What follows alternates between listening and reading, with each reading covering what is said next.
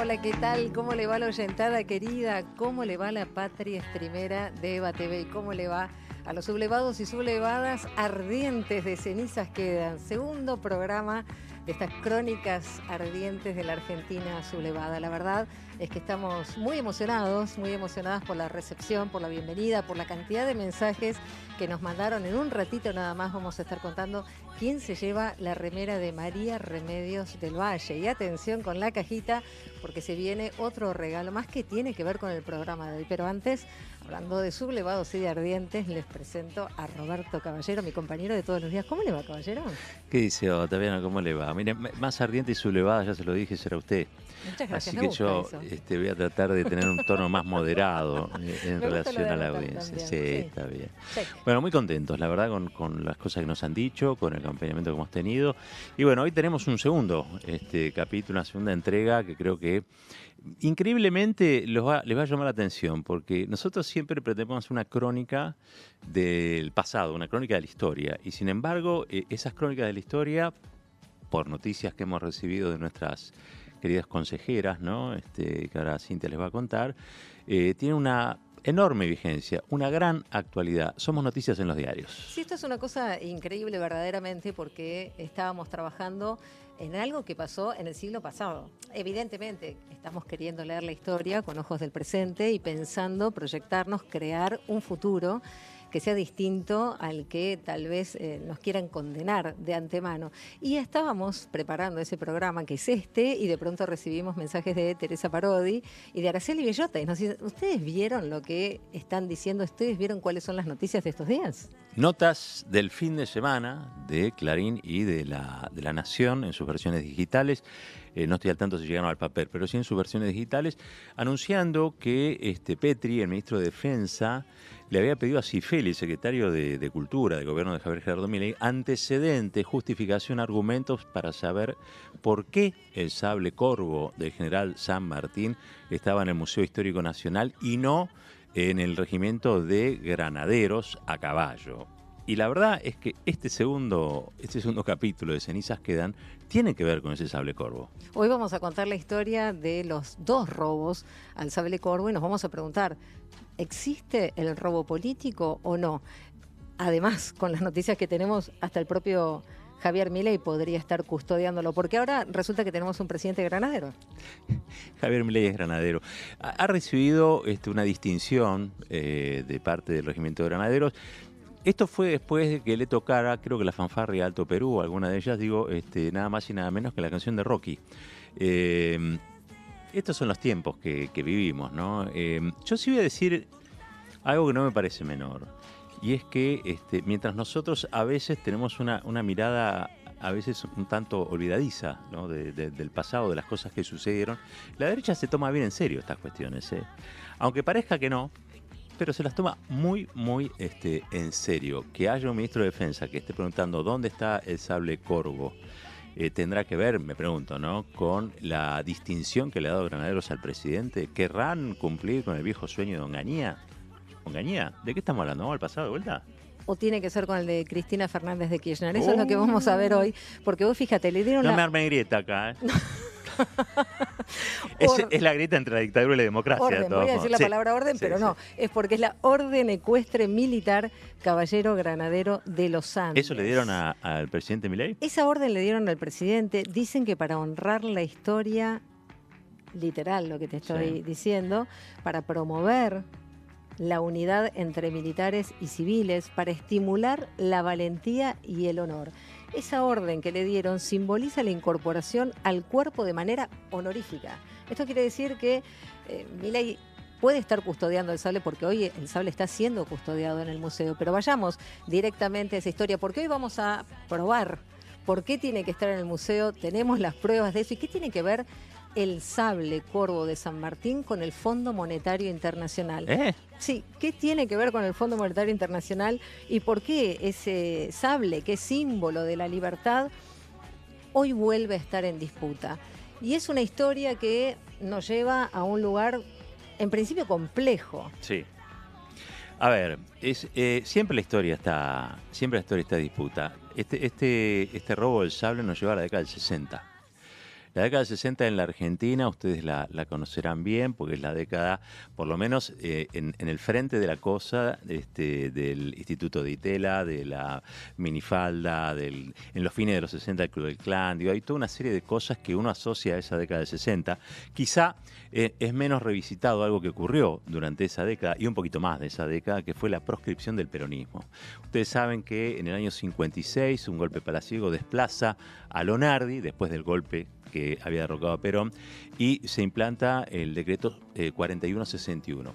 El decreto 4161 impone a partir de allí y durante casi 17, 18 años un régimen de proscripción.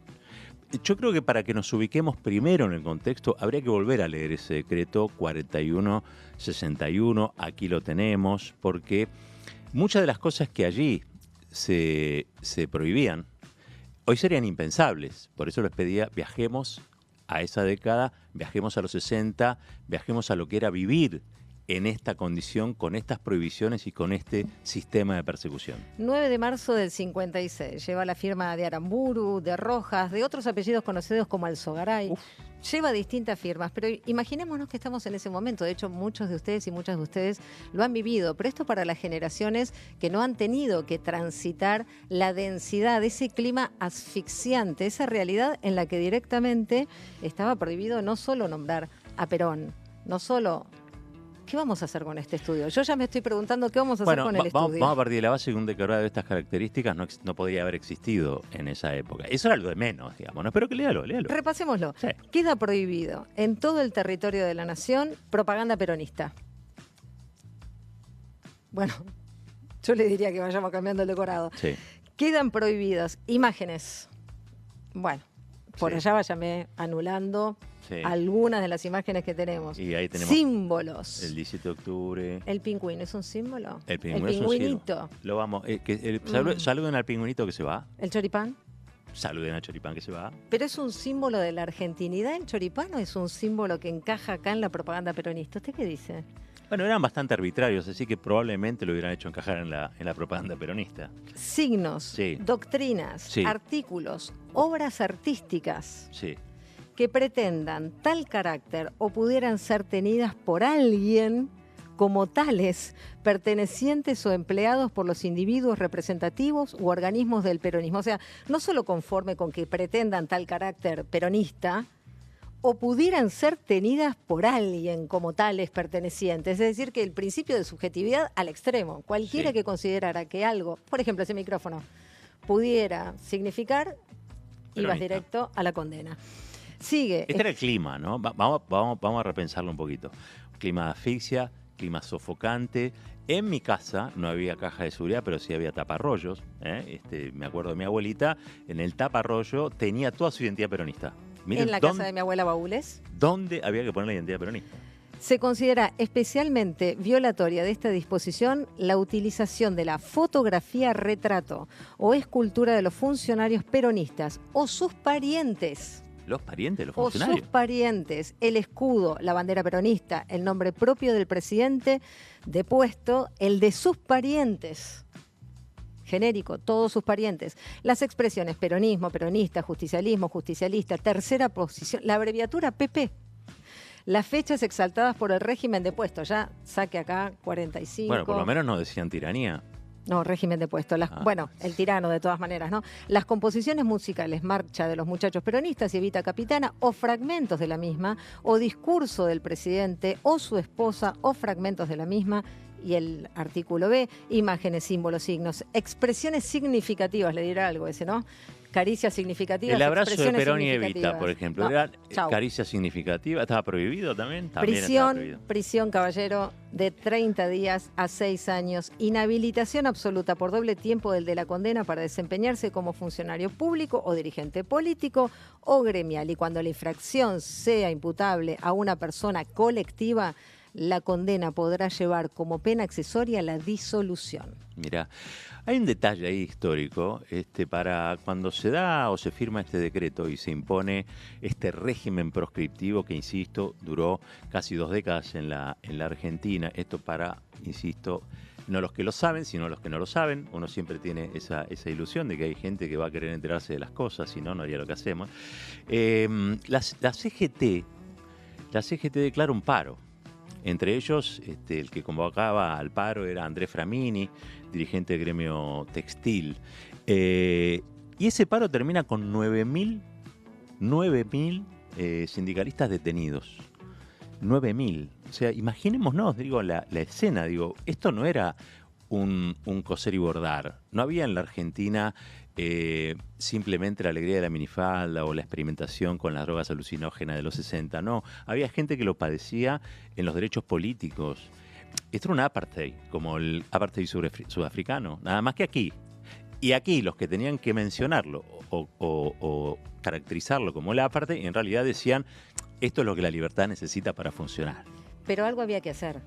Por supuesto, algo que había que hacer, sobre todo aquellos que se sentían sofocados, asfixiados, perseguidos, bajo sospecha de cometer un delito por el solo hecho de tener una idea política. Y empiezan a reunirse, y empiezan a juntarse, y empiezan a pensar entonces qué tipo de acciones. Y empieza también una juventud, porque hablamos mucho de la juventud de los 70, pero ¿qué pasa con esa juventud de los 60? Bueno, es la proto-historia de la juventud peronista, la proto-juventud peronista. Allí estaba un comando que quizás fue el más conocido, con Cacho El Cadri, con Jorge Rulli, con Héctor Espina, que son personajes clave porque eran como la conducción más evidente, pero había un montón de grupúsculos. En realidad era un universo atomizado.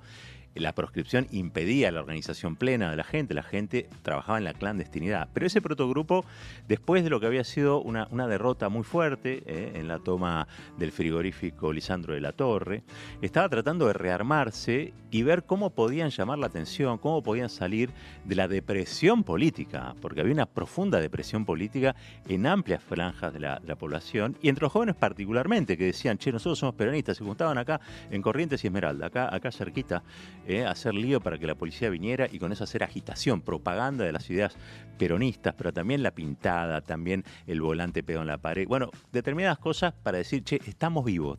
Debajo de esta losa institucional que es un régimen proscriptivo, nosotros existimos. Y creo que ahí esta juventud peronista que empieza a conformarse dice, bueno, por lo menos algunas cuestiones que llamen mucho la atención. La vuelta de Perón, por supuesto, que era el objetivo central, pero empiezan a pensar en ir a las Islas Malvinas, en izar ahí la bandera y cantar el himno. ¿No? Eso, que de hecho va a ocurrir. No me spoileé. Va a ocurrir, pero empiezan a pensar en estos tres hechos que quieren hacer. Hay uno en particular. Recuperar banderas que se habían llevado los franceses, ir a las Islas Malvinas y robar el sable. Querían ir a Francia a buscar las banderas que los franceses se habían llevado en vuelta de obligado y estaban en los Invalides, en donde está el mausoleo de Napoleón. De San Valid. Usted es francesa, yo no. Ya que lo va a decir, dígalo. Los inválidos. Para nosotros, por supuesto, los inválidos. Sí. Y iban a viajar. Bueno, no les da la guita, no les da la plata. Esta es la verdad, no les da la plata. Entonces dicen, che, bueno, vamos a... Tampoco. Había que robar un avión, era medio complicado. ¿Y qué tal si entramos al Museo Histórico Nacional y nos llevamos el sable corvo de San Martín, que parece que no tiene demasiada seguridad? Un sable que en definitiva representa la libertad. Un sable que San Martín llevó en todas sus luchas de la independencia, cruzó los Andes, declaró la independencia del Perú, de Chile. Lo que estaban buscando era la vuelta de Perón y era también la libertad, recuperar esa libertad. Y ahí es cuando un grupo de compañeros se determinan quiénes son los que tienen que ir, entre ellos Osvaldo Agosto, que era publicista, Manuel Gallardo, que había sido policía de la bonaerense y que había terminado siendo separado por los levantamientos. También va a ser un programa, ¿no? El levantamiento de Valle. De Valle, que ya lo vamos a abordar en particular.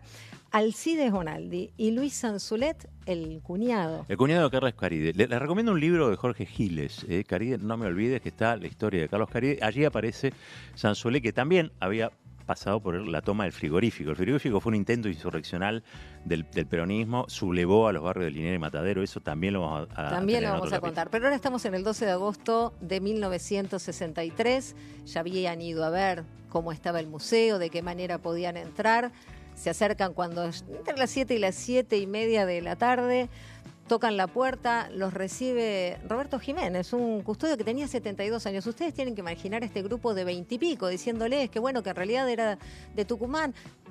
¿Le gustaría que lo contaran ellos? Sí, una cosa más, antes de eso, porque me parece que hay que contar un poquito más del contexto. Era la proscripción, era el gobierno títere de Guido, que había sido el vice de Frondizi, que ya había sido derrotado. De trasfondo, la guerra de azules y colorados, que discutían si al peronismo había que matarlo, aniquilarlo o integrarlo, ¿no? Los azules querían integrarlo, los colorados lo querían matar y de paso no solamente matar a los peronistas, sino también a los comunistas. Este era el contexto de época, ¿sí? Pero mejor que lo cuenten ellos. Mejor que lo cuenten ellos. Vamos a ver cómo lo cuentan en El Sable, una historia de la resistencia peronista de Nahuel Machesich, que además va a estar con nosotros y con nosotras en un ratito nada más. Extraordinario trabajo que recupera la memoria y el relato entonces de cómo fue este primer robo. A ver. Nos juntamos en una confitería que estaba cerca del museo, que lo llamaban Los Leones, algo por el estilo, en Constitución. Bueno, nos juntamos ahí y fuimos. Emilio manejaba un auto que tenía, era un Peugeot, me acuerdo, celeste. Y bueno, fuimos al museo. Nos bajamos, golpeamos, estaba cerrado, y bueno, aparece el sereno, creo que estuvimos por ahí. Y dijo, mire, nosotros somos estudiantes tucumanos, que queremos pasar a ver un poquito el museo, tomar una foto, si no vamos a estar más de 10, 15 minutos, si no tenemos que volver esta noche.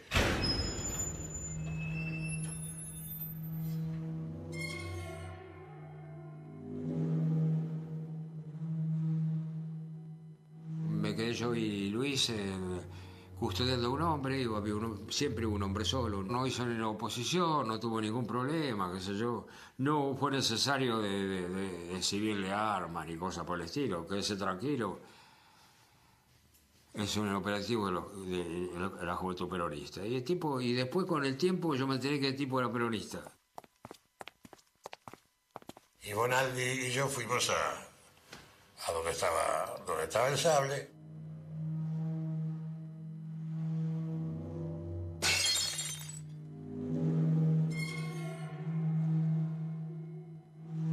Llevábamos un poncho, ahí rescatamos el sable, lo envolvimos en el poncho. Se hizo una distribución de volantes en un patio que está donde termina la escalinata, y no se ató a nadie, no se cortó ningún teléfono, todo muy casero, ¿viste? Salimos, tomamos el auto y terminó el operativo. Hay que decir que ese operativo eran todos chicos de 20 y pico de años, ¿no? Estamos obviamente en el postscriptum de la historia, digamos, pero eran todos pibes de 20 y pico de años, no tiraron un solo tiro, simplemente querían llamar la atención. Entonces se llama propaganda, ¿no? Esencialmente propaganda, en el contexto que antes describimos. Pero ¿qué decía? ¿Qué decía ese documento, ese panfleto que dejaron allí? Lo tenemos acá, a ver. Mire, acá trajimos, porque no solo hubo un comunicado, en realidad fueron dos los comunicados, pero ellos mismos leen una parte. Mejor escuchémoslo. Claro, gran dale. Material de Nahuel. Escuchemos cómo lo leen. Dale. Al pueblo argentino, comunicado número 1. Pocas veces como hoy una crisis moral y espiritual ha comprometido más entrañablemente el honor de la patria y la felicidad del pueblo.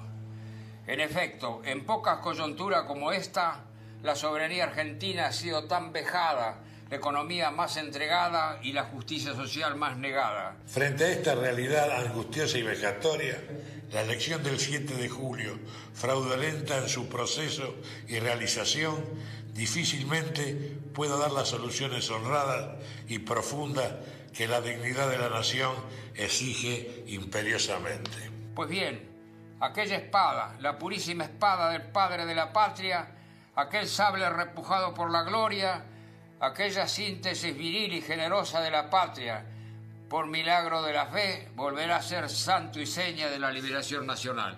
Por ello, desde hoy, aquella espada que un día el Libertador, en plena lucidez, legara al brigadier general Juan Manuel de Rosas por la satisfacción que vira en la defensa de la patria frente a las agresiones del imperialismo, deja su reposo en el Museo Histórico Nacional para brillar de nuevo en el magno combate por la reconquista de la argentinidad. El pueblo argentino no debe albergar ninguna preocupación. El corvo de San Martín será cuidado como si fuera el corazón de nuestras madres. Dios quiera que pronto podamos reintegrarlo a su merecido descanso. Dios quiera iluminar a los gobernantes. Juventud Peronista, 12 de agosto de 1963. De 1963. El orgullo con que lo dicen, ¿no? Juventud Peronista. Ese 12 de agosto dejaron en claro entonces cuál era el objetivo que tenían. Y la atención de la prensa la llamaron y mucho. Tenemos ahí varias de las notas para poder ir acompañando desde conmoción, incalificable robo, inconcebible, repudiable, insólito, ofende los más puros sentimientos. ¿La dictadura? No, estaban hablando del robo del sable simplemente. La verdad es que es muy interesante también ir teniendo en cuenta cómo son esas crónicas, porque la primera versión de la historia queda en los diarios y sin embargo hay una serie de ocultamientos que son muy graves a los que vamos a volver en un ratito nada más, porque obviamente esto no fue un chiste, fue un robo político y que tenía los objetivos que contaron ellos en el primer comunicado, pero después hacen un segundo comunicado en el que queda todo mucho más claro y dicen anulación lisa y llana de los convenios petroleros y de los convenios con SECBA. Ese es uno de los primeros reclamos, ruptura con el Fondo Monetario Internacional. No, escúcheme, no sigue el Fondo Monetario Internacional, desde entonces seguimos con esto, sí. Levantamiento de las proscripciones. Seguimos con esto. Libertad de todos los presos políticos, gremiales y CONINTES. Claro, porque el plan CONINTES se usó para reprimir y encarcelar trabajadores peronistas, sobre todo en el Lisandro de la Torre, ¿no?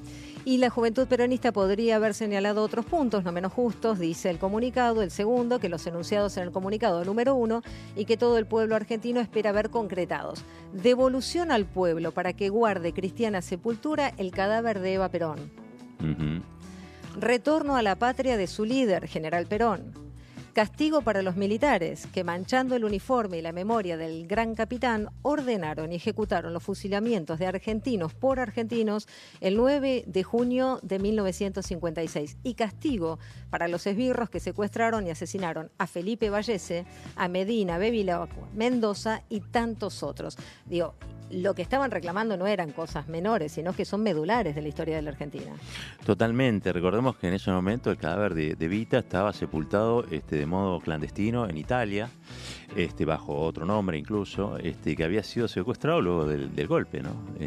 Perón no podía siquiera disponer de un lugar para ir a recordar a su compañera de vida, ¿no? Hay algo que creo que corresponde también señalar, digamos, esto se da en un impasse allí rarísimo. Habíamos mencionado a Guido, todavía no había asumido Ilía, sí se había hecho la votación. Ilía saca un poco más del 20 y pico % de los votos, casi el 20% sacan los votos en blanco, que se supone era el núcleo duro del voto peronista, ¿no? Que no se podía presentar a elecciones, eran elecciones con proscripción, y Ilía, que era un radical del pueblo, que luego se dijo era muy honesto, y yo creo que realmente lo era, ¿no? Pero bueno, estaba aceptando también asumir esas condiciones. Lo hizo bajo promesa, como también lo ha hecho Frondizi, de eliminar las normas proscriptivas. No lo hacen, porque aparte, cada vez que intentaban hacerlo, tenían planteos militares o directamente un golpe contra ellos, ¿no? Si a alguien le interesa profundizar en esta historia, queremos recomendar un libro. Acá viene la lista de los libros que vamos a traer hoy. El Sable, un thriller peronista de Rodolfo Piovera, la historia secreta del robo de la espada de San Martín.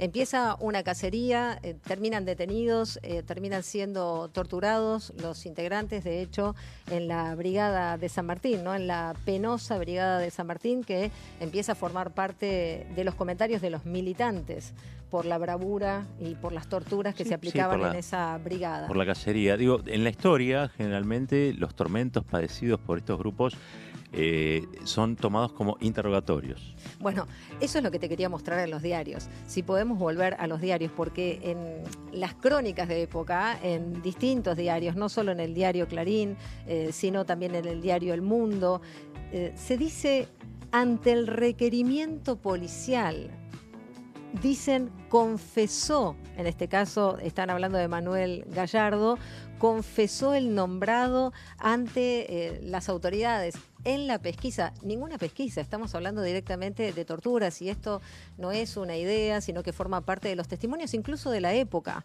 porque terminan denunciando ante el juez que fueron torturados con cigarrillos, presuntamente, por golpes las marcas, en la cabeza. Con golpes, les han volado todos los dientes directamente. Sí, exactamente. El rubro, mejor dicho, el secuestro del Sable, 16 días. En esos 16 días, el grupo original ganó una referencia clave dentro de lo que era el movimiento juvenil peronista, pero también eran otros grupos que pedían ir a conocer el sable. Porque el sable, bueno, el sable tiene una carga simbólica muy fuerte. Es el sable de San Martín que después legó en Rosas. Y ellos querían o imaginaban que en algún momento se iba a dar la oportunidad de llevárselo a Perón a Madrid. Entonces era San Martín, Rosas, Perón, el linaje, el tronco histórico que reivindicaba esa juventud peronista. A 270 kilómetros de la capital lo tenían en una quinta y allí iban distintos grupos a jurar sobre el sable, lealtad a Perón. ¿Cómo hacían? Bueno, extendían el brazo sobre el sable y juraban lealtad a Perón. Los llevaban a veces vendados, llegaban ahí sin saber muy bien dónde estaba la cosa, pero ese era el sable corvo, el símbolo, ¿no?, que movilizó a otros a desplazarse hasta allí. Y finalmente después se termina recuperando y aparece una figura clave que es Filipó. Filipó, sí, un hombre que había participado del levantamiento de Valle, creo que es el único capítulo exitoso del levantamiento de Valle, en este caso en La Pampa. Capitán Adolfo César Filipó. Exactamente, que era conocido de los hermanos de Marco. En realidad era empleado de los hermanos de Marcos, que habían sido los depositarios del sable para llevárselo a esa quinta en la clandestinidad también. Y un día, uno de los hermanos de Marco, atormentado por la situación, salían en todos los diarios les prometían prácticamente la muerte, la ansiedad de tener algo que era tan preciado bajo custodia, se confiesa ante Filipó, que era un empleado suyo en una compañía de seguros. Y Filipó, que era al fin y al cabo un hombre del ejército argentino, le dice, mire, lo va a tener que devolver, ¿no? Algunos dicen que consultó con Perón. Era muy difícil consultar, no había mail. Claro, qué certeza podemos tener de que eso... No había WhatsApp. Después hay una historia que se la vamos a preguntar a Nahuel, una historia en la que uno de ellos lo visita a Perón en España y dice que Perón le dijo directamente, yo estaba esperando que usted me trajera el sable. Dicen que le dijo, vamos a ver, le vamos a preguntar. Dicen que le dijo. Dicen que le dijo, yo estaba esperando eso. Bueno, lo cierto es que finalmente Filipó termina siendo el que entrega el sable. Y hablando de sable... Se lo entrega a Lanusse, che. Se lo termina entregando a Lanusse. Se hace todo que era el comandante de la guarnición de Campo de Mayo o algo así. Se hace todo un pasamanos militar hasta que termina siendo repuesto en el Museo Histórico Nacional del Sable, que se puede ir a visitar.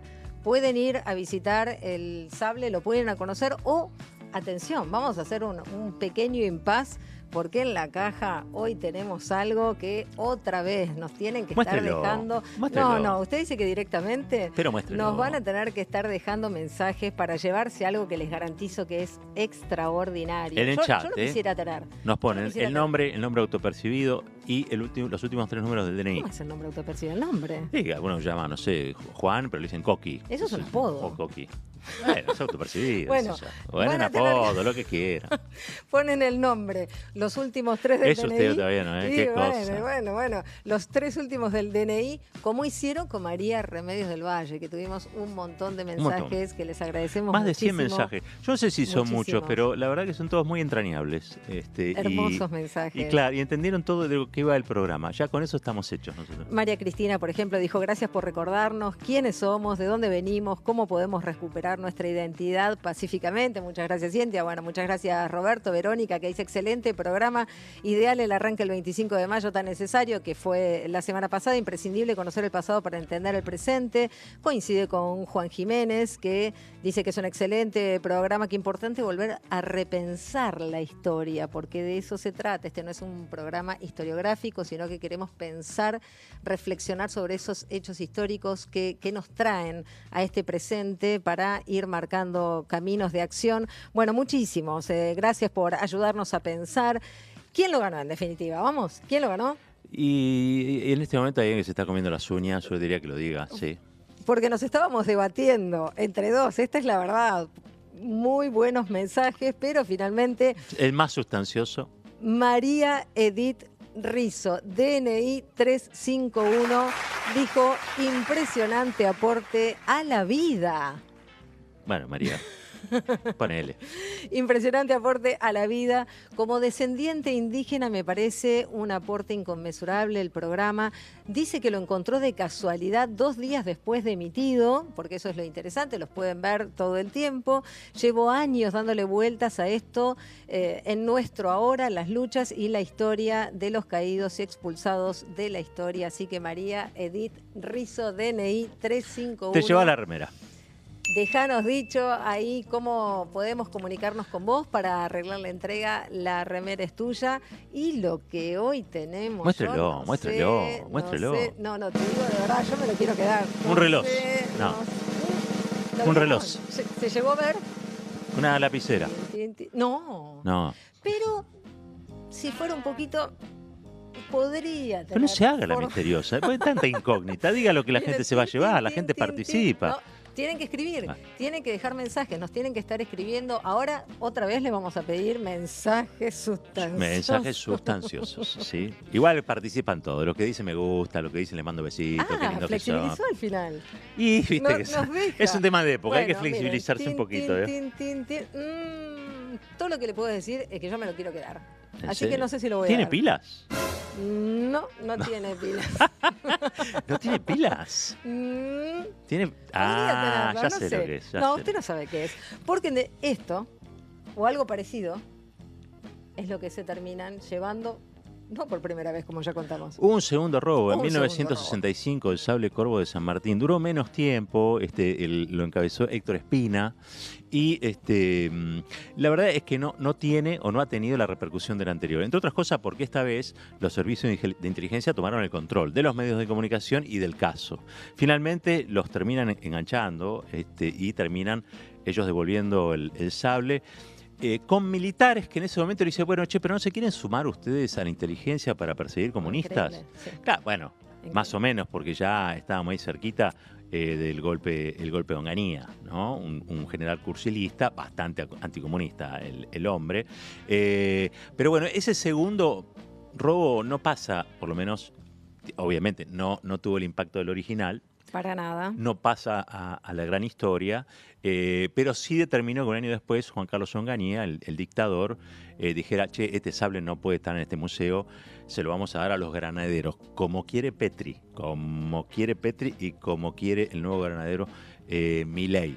Es importante traer esto al presente porque algunos dicen, pero ustedes hacen un programa de historia. No somos historiadores, somos periodistas que traemos al presente algunas historias ardientes del pasado. En esas historias ardientes del pasado, algunos creen que esto es remoto. No, esto está pasando. Miren, este gobierno está interviniendo el Instituto Belgraniano, el Instituto Browniano, el Instituto San Martiniano, el Instituto Juan Domingo Perón. Miren si quieren tener control de la historia. Miren lo importante que es la historia. Yo siempre pienso en Bartolomé Mitre y digo, la verdad el tipo era lúcido, porque dijo, yo quiero construir un país hacia adelante. Para eso tengo que tener control del pasado, ¿no? Bueno, por eso este programa lo que intenta es traer algunas historias al presente, porque no se las vamos a regalar, ¿no? Y para posicionarnos en este segundo robo, estamos hablando del 19 de agosto de 1965, es decir, que seguimos en el marco de la resistencia.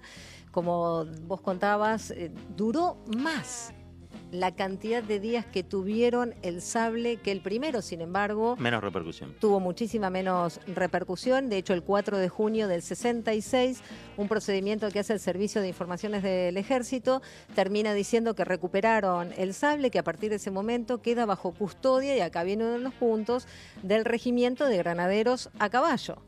¿Por qué? Por ser la unidad que se encuentra, dijeron, más íntimamente ligada a la vida del general San Martín. Eso fue lo que dijeron. De hecho, el 11 de noviembre del 67 hay un decreto, el que decías de Onganía, que dice: corresponde confiar el sable corvo al Regimiento de Granaderos a Caballo General San Martín, por ser esta unidad creada por San Martín. Pero ahí empieza una disputa con el propio museo, porque la voluntad de los herederos, de quien tenían en su poder el sable, no era que estuviera en el regimiento, sino que estuviera en el Museo Histórico Nacional, y es lo que vamos a contar en un ratito nada más. Pero ¿sabes qué? Quería recuperar un poco de memoria del valor simbólico del sable, no solo por lo que creemos nosotros, sino por lo que se decía incluso en la época.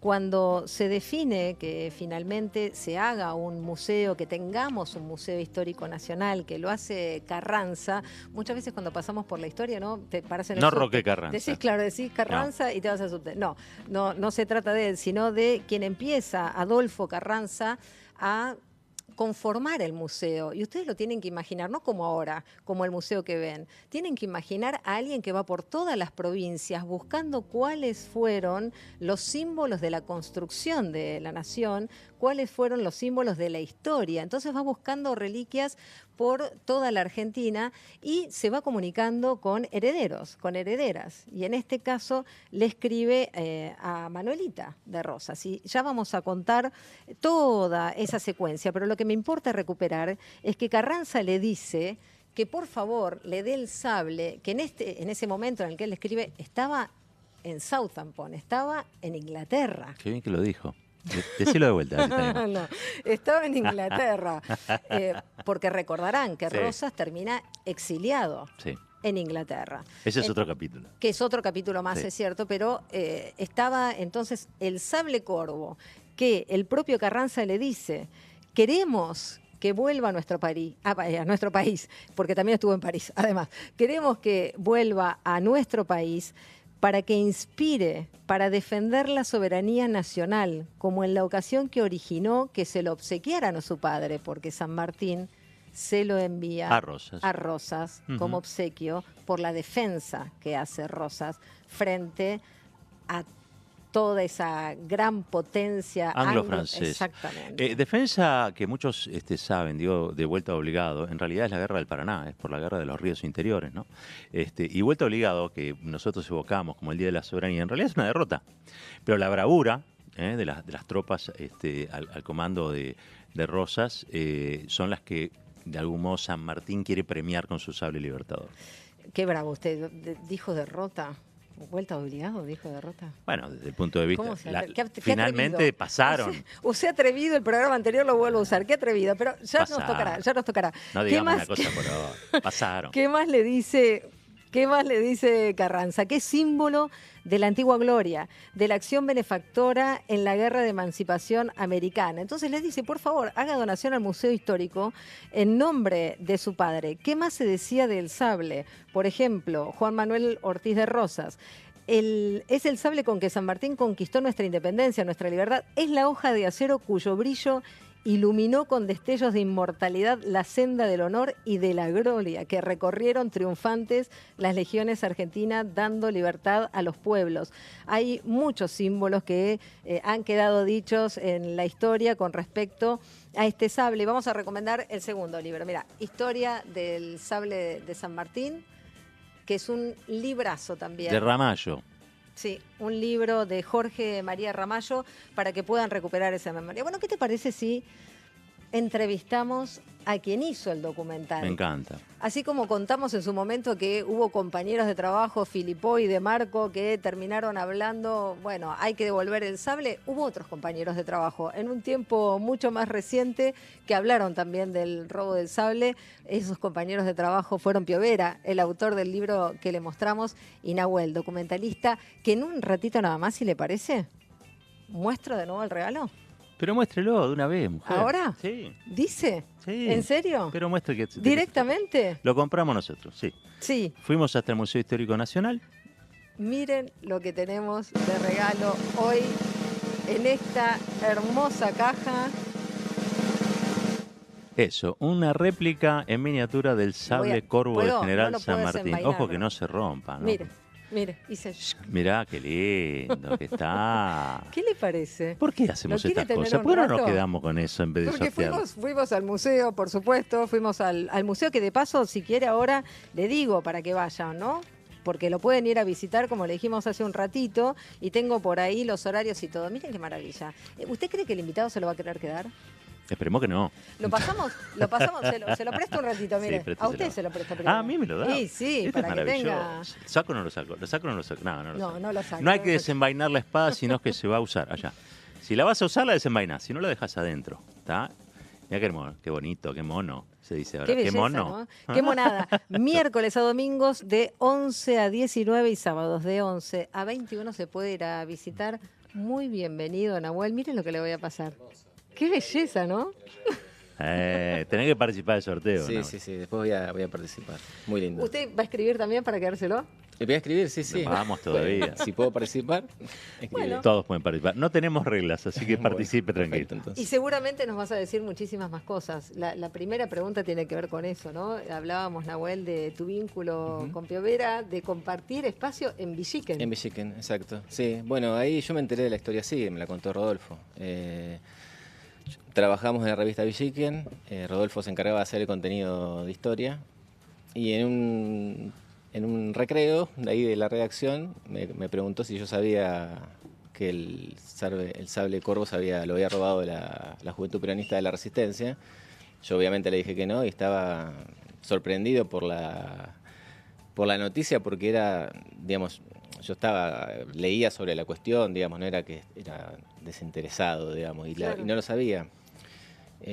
Lo cual para mí es el primer punto, digamos, destacable de la historia en sí, de esta, que bueno, que ustedes la traigan sobre todo, porque es una historia poco conocida y como decían al principio, que bueno, que todo el tiempo está volviendo, ¿no? Es como, hay como un loop ahí sobre el sentido de ese objeto, que bueno, distintas partes quieren apropiarse el sentido o la simbología de ese elemento tan importante. ¿Te costó mucho reunir nuevamente a los autores, a los integrantes del comando que entró al museo? Bueno, ahí en realidad me dio una mano Rodolfo, porque Rodolfo cuando escribió el libro lo escribió antes de la película, entonces yo tenía el contacto con ellos.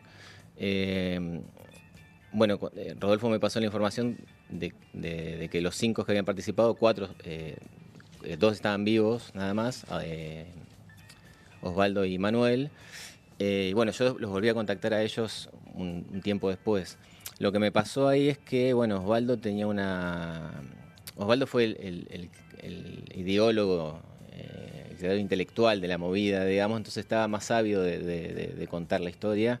De hecho, si se googlea su nombre, aparecen notas referidas al episodio. Manuel era un poco más reticente, había sido un episodio más en toda su vida de militante de la resistencia peronista, entonces no le daba tanta importancia y en su momento me costó más convencerlo de que participe. Aparte, dato no menor, que en la película eso queda un poco claro, que entre ellos no había buena relación. No, claro. Sí, o una afinidad ideológica en ese momento en particular, ¿no? Sí. Nahuel, porque también termina atravesado el documental por eso. Pero te quería preguntar antes, bueno, vos sos licenciado en comunicación, Así es. Estudiaste en la Universidad de Buenos Aires, hiciste otro trabajo sobre Rawson, es decir, la historia te interesa, pero lo que marcabas al principio, no la conocías. Bueno, consultamos a Piovera cómo fue que él quiere hacer este libro, este trabajo, y tiene que ver con esto, que él mismo dijo, pero ¿cómo puede ser que no sea conocida la historia? Y por eso andaba como preguntándole a todo el mundo, che, ¿vos la conocés? ¿Quieren escucharlo? Porque además te manda un gran saludo, un gran abrazo, nos dijo que hace un rato que no te ve, así que es una buena oportunidad para juntarse, y si les parece compartimos este material que muy amablemente nos envió. A ver.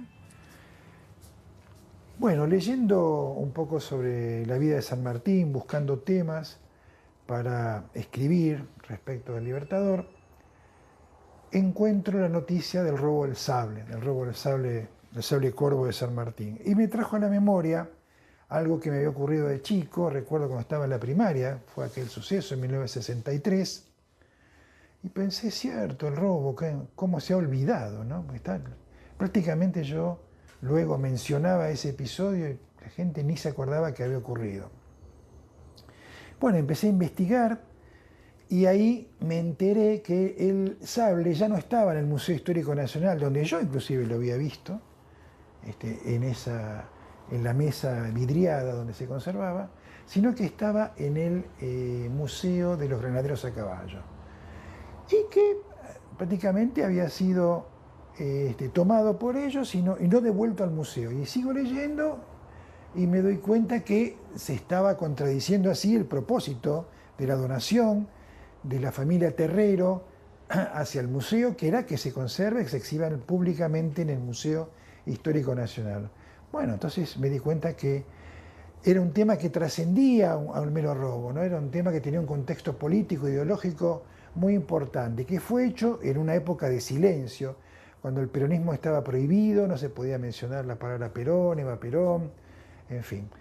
Y así también supe, hablando con sus protagonistas, específicamente con Osvaldo Agosto, con Héctor Espina, que han sido mis principales referentes, también hablé con Manuel Gallardo y otros protagonistas más, que ellos habían hecho el robo para que se sepa que el peronismo estaba vivo, ¿no? Lo querían borrar, pero el peronismo seguía vivo. Me seguí, eso fueron como... Bueno, el testimonio de Pío Vera es clave para entender cuál ha sido su interés en relación a la historia. ¿Y por qué quisiste vos hacer un documental específico, que aparece un documental con imágenes, que recrea esas situaciones? Digo, ¿por qué ese formato? ¿Qué es lo que te llevó, te inspiró a hacer ese tipo de formato? Bueno, a ver, a mí, yo siempre digo lo mismo en relación al documental digamos. A mí me contó la historia de Rodolfo, leí el libro y me parecía genial un poco todo lo que ustedes repusieron al principio y el hecho en sí mismo, que es un hecho bastante simple como lo resolvieron y corto en el tiempo, el primer robo, ¿no? Pero a mí me apareció la película en la cabeza y sentí que había que contarla cuando los conocí a ellos dos, cuando conocí a Manuel y a Osvaldo, porque vi que cada uno de ellos representaba como dos vertientes, digamos, del peronismo, ¿no? Entonces el robo del sable para mí funcionó como una excusa para hablar más sobre el peronismo que del hecho en concreto, que si bien lo hablo, y bueno, hay intervenciones de historiadores donde se cuenta un poco la historia del sable y todas las vicisitudes que tuvo, todo el derrotero que tuvo ese sable. Y después me pasó algo que era en relación más desde lo estético, que era cómo representar el robo, ¿no? Porque al principio pensamos, bueno, hagamos con actores, el presupuesto no daba claramente. Claro. Y ahí surgió la posibilidad, yo me acuerdo que había visto Infancias Clandestinas, una película. Benjamín Ávila. Sí. Y vi el recurso de la animación y la ilustración y dije, che, puede ser esto. Y mira, ahora justo que estamos tan con el tema del Eternauta, sí. Yo dije, a mí se me venía a la cabeza esa estética, ese tipo de dibujo. En realidad Solano Lima. Solano López era. Solano López, perdón, Solano Lima me lo confundí. Bueno, y de nuevo, un compañero de trabajo que era ilustrador conocía, también en Villiquen, conocía al último discípulo de Solano López, que es Paul Maistegui. Y Paul lo contacté, se copó con la idea y hizo los dibujos. A veces que somos críticos del Villiquen y decimos, no, que no sea el dibujito del Villiquen o la historia del Villiquen. Acá el Villiquen nos trae una historia muy buena. Ese es otro programa, si quiere lo hablamos otro día. Me encantó hacer un programa específico sobre el Villiquen y la historia que nos trae el Villiquen. Y me preguntaba, Nahuel, ¿cómo te transformó ese trabajo? El sable, bueno, a mí... Hay que contextualizar, como todo, ¿no? Como ustedes contextualizaban al principio en relación al robo. Yo la película la empecé a pensar durante el fin de lo que sería el gobierno de Cristina, el último gobierno de Cristina. Y no fue casual que me haya surgido en ese momento a mí la idea, porque bueno, yo en ese momento mi hija era muy chica, mucho Pacapaca, mucho San Martín, o sea, estaba muy instalado las figuras, los próceres, las figuras históricas. Yo trabajaba en Villiquen, donde todo el tiempo estábamos con eso. Y bueno, eso para mí, y mi interés por el peronismo, digamos, y mi llegada al peronismo a partir del kirchnerismo en esos años, un poco antes, ¿no? 2008 diría. Pero bueno, todo eso convergió, digamos, en que yo tenga interés por este tipo de temas y después quiera hacer una película. Y lo que fue muy interesante fue el momento del estreno de la película, porque la película se filmó en 2014, se editó en 2015 y teníamos fecha de estreno post-balotage de 2015.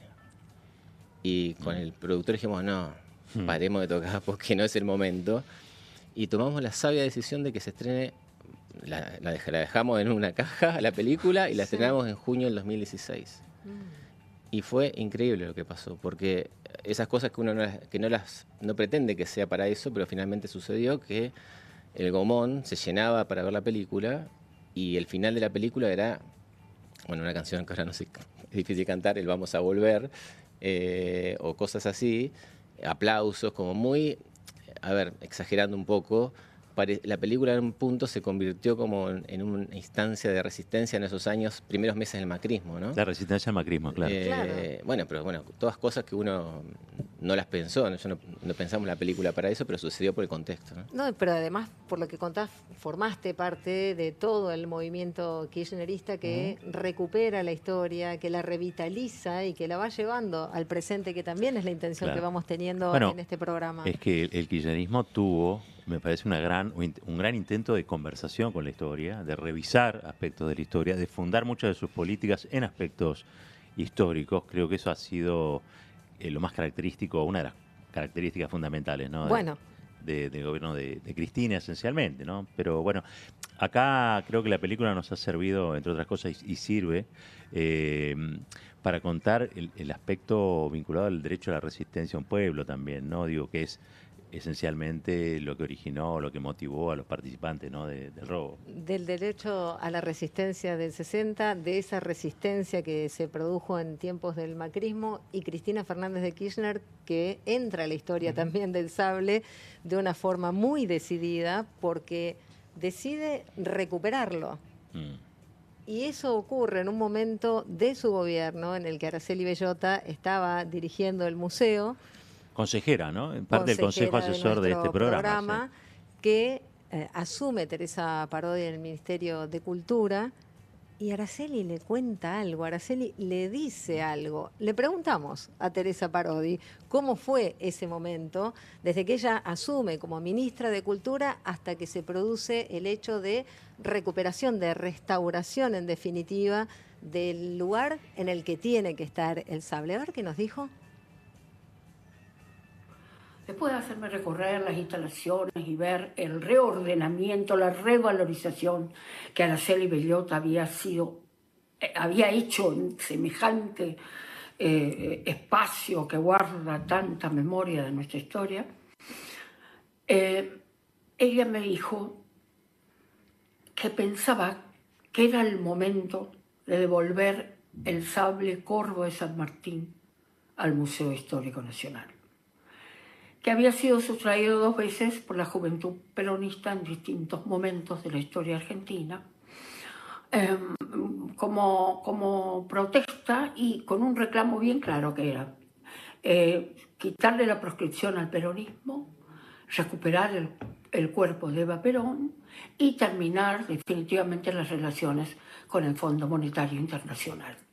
Ella me dijo muy sabiamente que las 2 primeras ya se habían cumplido, es decir, ya se había devuelto el cadáver de Evita y ya el peronismo no estaba proscripto. Y la última, que era la de terminar las relaciones con el Fondo Monetario Internacional, la había realizado en Néstor Kirchner. O sea que pensaba que a Cristina le tocaba la maravillosa tarea de devolver el sable Corvo al Museo Histórico Nacional, que había sido, por decreto del dictador Onganía, trasladado al regimiento de granaderos a caballo. ¿Y qué le dijo Cristina? ¿Quieren saber? ¿De boca de Teresa? Sí, claro. A ver cómo fue. Nos lo contó. Ahí va. Ella vio inmediatamente que eso era realmente importante hacer antes de irse. El 18 de mayo del año 2015, después de haber firmado un decreto especial, hizo que el sable fuera devuelto por el regimiento al Museo Histórico Nacional y que sea custodiado para siempre, primero para su exhibición permanente, pero además que sea custodiado para siempre por el regimiento de granaderos a caballo. Creo que esa fue una decisión sabia, inteligentísima y necesaria. Una reparación histórica maravillosa. Y ahí está el sable, en un espacio especialmente pensado para él, compartiendo con otros sables de los grandes héroes nacionales, que reivindica nuestro pensamiento político y que el pueblo ama porque conoce la historia. Creo que Cristina fue muy feliz ese día.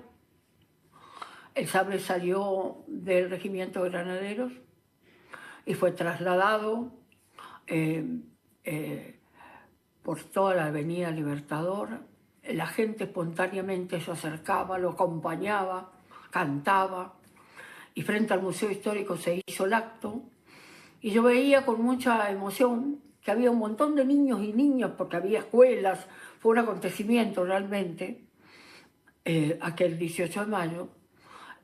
Vi como niños y niñas disfrazados de Juana Zurduy, de Manuel Belgrano, de San Martín, aplaudían alborozados lo que estaba pasando en el Museo Histórico Nacional. Hermosa, hermosa Teresa Parodi, recuperando memoria cuando fue ministra de Cultura, un poco lo que decías vos también, Nahuel, ¿no? Ella recordaba, como recordamos todos, esos niños, niñas ya tienen 10 años, ¿no? Y podrían ser algunos... tenían 10 años quizá en ese momento, ahora ya deben tener 20. 20, bueno, de todas las edades, porque iban de jardines de infantes, también 15 años, claro. Y pensaba cómo viviste vos todo ese proceso con tu trabajo, habiendo hecho esa investigación. Y a nosotros nos agarró en un momento cuando nos enteramos de la decisión, ya no teníamos plata para hacer algo, tuvimos que poner un final. Bueno, si ven la película van a ver que ahí reponemos esa situación, pero justo nos agarró ahí. Obviamente yo estaba feliz que eso suceda porque una de las... bueno, con Rodolfo te lo hablábamos siempre, esto de que el sable tenía que estar en el museo, no tenía que estar en el regimiento. Contanos por qué, de paso. No, bueno, que cuando Rosas, bueno, esto que contaba antes, ¿no? San Martín se lo lega a Rosas y los descendientes de Rosas se lo dan a Adolfo Carranza, al que iba a ser el primer director del Museo Histórico, con la condición de que quede ese museo. O sea, está clarísimo eso, no hay discusión. Están las cartas. Están las cartas, todo. Después hubo un decreto de Uriburu, está todo. Está todo. Pero bueno, después Onganía se tomó ese atributo y se lo llevó. Bueno, mientras nosotros estábamos filmando en su momento, ahí en el regimiento, ya estaba un poco el run de que Cristina lo quería llevar al museo y no estaba muy contentos, digamos. Estaba como eso circulando. Y después el día ese fue espectacular. Bueno, lo que contaba Teresa, los niños, las niñas, y les cuento un detalle. Manuel Gallardo ese día fue a Parque Lezama y se puso a repartir el primer comunicado del No, ¿en serio? Qué maravilla, qué maravilla. Hermoso. Qué maravilla. Porque lo vivía con mucha felicidad también eso. Claro. Que el sable se reponga en ese lugar. Impresionante. Bueno, nosotros fuimos testigos, ¿no? de esa época y de lo que ocurrió allí. Nos pareció como un cierre, pero la historia no termina de cerrar nunca en la Argentina, ¿no? Por eso hoy empezábamos el programa contándoles que el Ministerio de Defensa pidió a Cultura los antecedentes porque evidentemente hay intención de parte del gobierno de volver el sable al regimiento de granaderos. No lo podría hacer, según la voluntad de los donantes, no lo podría hacer, estarían violando el mandato de aquellos que lo legaron, pero hay tantas cosas que no se podían hacer y se hicieron, ¿no? Te leo la carta. Dale. Manuela de Rosas de Terrero le escribe a Carranza. Estamos hablando de una carta de 1896, del 26 de noviembre, y le dice que recibió su carta en la que le pide que el sable esté, y dice: hoy pertenece a mi esposo. Mucho le cuesta a él, como a todos nosotros, hacer el sacrificio de desprendernos. Es esta la razón por la demora de mi contestación, porque, bueno, había que desprenderse del sable, ¿no? Lo tenían en su casa. Rosas había dicho que fuera pasando de heredero en heredero, de acuerdo a la edad, porque eso es interesante lo que él dice. Al fin mi esposo, con la entera aprobación mía y de nuestros hijos, por eso los hijos son relevantes aquí, se ha decidido en donar a la nación argentina este monumento de gloria para ella, reconociendo que el verdadero hogar del sable del Libertador debiera ser en el seno del país que libertó Por lo tanto, puede usted, señor Carranza, contar con que al recibo del pedido oficial que usted ofrece, la contestación será el envío del sable. Y mandaremos también 2 objetos históricos que pensamos que serán de valor para el Museo Histórico Nacional. Y la condición después es que esté ahí en el museo manifestando el deseo, esta es una carta posterior de Máximo Terrero, manifestando el deseo de que sea depositado en el Museo Histórico Nacional. No hay dudas de esto, pero lo que está en disputa es el símbolo. Es el símbolo, sí, es el símbolo. Bueno, lo que está pasando ahora es claramente eso, digamos, ¿no? De la disputa del símbolo, para nada, apropiarse de... Igual es todo muy irrisorio, digamos, esto que contaban de esa condecoración que se le hace a Milei ahora, digamos, todo muy burdo, digamos, ¿no? Muy berreta, por decirlo de alguna manera. Pero bueno, se está disputando ese símbolo. Es increíble, pero hace décadas, siglos que se disputa el sentido de ese elemento tan importante, ¿no? Es que a ver, pensemos también que es un símbolo, es el sable del libertador, ¿no? Entonces, cualquier principio de soberanía es un símbolo preciado, digo, para la discusión de la soberanía. Pero este es un gobierno que es un gobierno neoliberal, de derecha, todos lo sabemos, pero esencialmente se autodefine como libertario. Me parece que en realidad es un intento de apropiación de la historia para justificar las políticas neoliberales que aplica, ¿no? La falsa libertad, porque estamos en un gobierno que es colonialista y justamente San Martín se lo da a Rosas por esa defensa que hace de la soberanía nacional. Es exactamente lo contrario, pero estos son los tiempos. Me estaba acordando, ya nos tenemos que ir, pero Sí. me estaba acordando de las cosas que dijo Sarmiento increíble. a Rosas por haber legado el sable, a San Martín por haber legado el sable a Rosas, ¿no? Lo trata de gagá, De senil, le ¿no dice. es cierto? Directamente. Una cosa increíble. Desinformado y gaga. Las dos cosas. Ahora se diría de otra manera, lamentablemente, pero me parece que es muy importante y le preguntamos a Teresa Parodi, ¿por qué hoy tiene relevancia que contemos esta historia? A ver. ¿Qué valor tiene en este tiempo sostener justamente esta memoria, ¿no? Este tiempo que vino como a deshistorizarnos, a decir todo empieza ahora, o hacia el lugar a donde vamos no es importante la historia. De esa manera destruyen nuestros valores, el sentido que le dimos a nuestra construcción colectiva para convertirnos en una nación con soberanía, con independencia, con expectativa, con futuro. Y la verdad es que creo que más que nunca debemos aferrarnos a este tipo de recuerdos, pero no con nostalgia, sino siendo conscientes de que nos ha pasado muchas veces. Han tratado de borrar lo que nuestro pueblo piensa, siente y todas las luchas y reivindicaciones de nuestro pueblo. Pero eso es algo absolutamente imposible de llevar a cabo. A la larga o a la corta, el pueblo sale a decir quién es, quién quiere ser, quién quiere seguir siendo. Y eso es lo que va a pasar ahora también, de modo que nosotros estamos activos, trabajando y soñando con ese país que nos merecemos y que ha sido construido de esta manera maravillosa por tantos hombres y mujeres de nuestra historia. Te digo, si Parodi nos dejaba los 3 últimos del DNI, se lo doy. Se lo damos totalmente. Teresa se lleva el sable, el Teresa corvo. se lleva el sable. Pero directamente. Bueno, esto es lo que se puede llevar ustedes a dejarnos mensajes entonces con los 3 últimos números del DNI. Y la verdad que, Nahuel, hermoso poder tenerte acá en el programa. Nos quedó picando. Al final, Perón, ¿se juntó? ¿No se juntó? ¿Le dijo? ¿No le dijo? ¿Cómo es la historia? Bueno, la historia que cuenta Osvaldo Agosto, que es el ideólogo del robo, cuando lo va a visitar a Madrid, es que Perón ni hola le dice, sino que le dice, estaba esperando el sable. Estuve esperando el sable.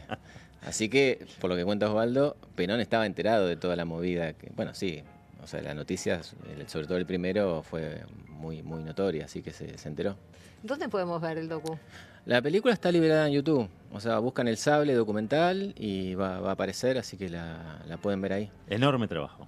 Enorme trabajo. Muchas gracias. Felicitaciones. Muchas gracias. Nosotros lo vimos y quedamos impactadísimos, obviamente, y está muy bien retratada la historia. Un poco la misión del programa es divulgar estas cuestiones, ponerlas nuevamente en valor. Y nos estamos yendo, me parece. Nos estamos yendo, cenizas quedan, crónicas ardientes de la Argentina sublevada va a seguir habiendo en EVA TV.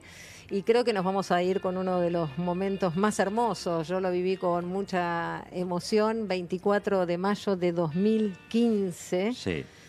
Vamos a ir de nuevo ahí al Parque Lezama, ¿les parece? Déjame que diga antes que en la producción estuvo Emilia Racciati, en la coordinación general de la producción Pascual Caliquio, en la dirección Bruno Capaccioli, en sonido y asistencia de dirección Sabino Wall. Muchísimas gracias, queridos compañeros. Sí, ellos se aplauden. Con todo este equipazo, con todo este equipazo vamos a ir, nos metemos en la máquina del tiempo, somos un poquito eternautas. ¿Cómo me gusta este programa? Yo no sé si me gusta este programa o me gusta usted, pero lo vamos a seguir. Bueno, sí. Pueden ser las dos cosas. Una cosa no es excluyente de la otra, caballero. Son mis mejores momentos. Mis mejores momentos. Lo que serán los otros. Oh. Estábamos diciendo, me distrae. ¿Sabe qué?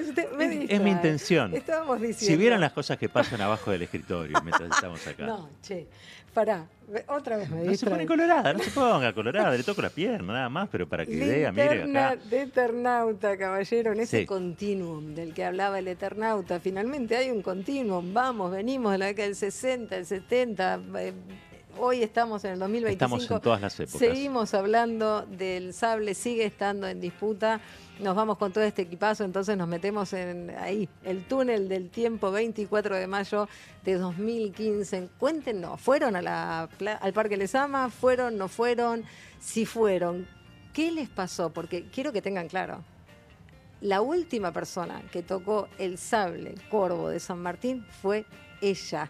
Las últimas manos que tocaron el sable corvo de San Martín no fueron de un varón. Fueron de una mujer. Es tiempo de mujeres, caballero. La restauradora, Cristina Fernández de Kirchner.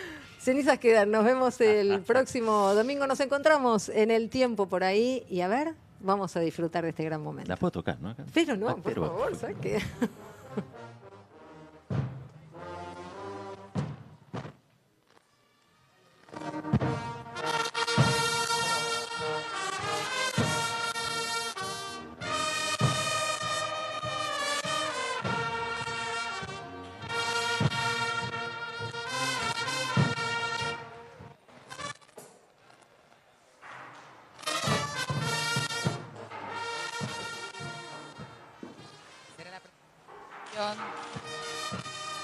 Allí en esa sala de sables, la encargada de depositar el sable en su lugar de guarda.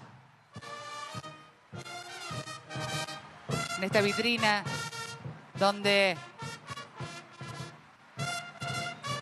permanecerá bajo la custodia del regimiento de granaderos a caballo luego de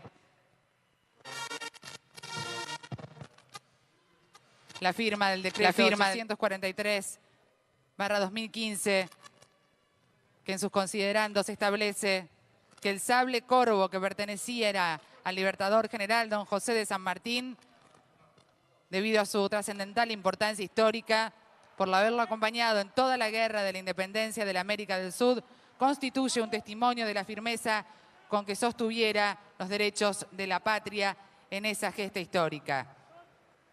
La presidenta entonces...